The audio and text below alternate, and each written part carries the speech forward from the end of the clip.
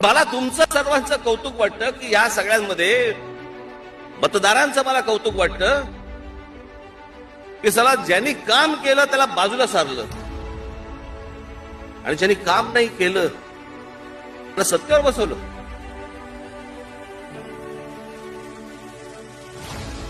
नाशिक महानगरपालिकेमध्ये नाशिक शहरामध्ये ज्या प्रकारचं काम झालं, जे ज्या प्रकारचं काम केलं त्याच्या अगोदर कधी झालं नाही, नंतरही झालं नाही. पण काम केल्याची पावती काय मिळाली? तयार व्हा सत्तेत. कोण काम करेल तुमच्यासाठी? जर लफंगीगिरी करून आणि असल्या समजा गोष्टी करूनच जर समजा सत्ता मिळवायची असेल तेच करू.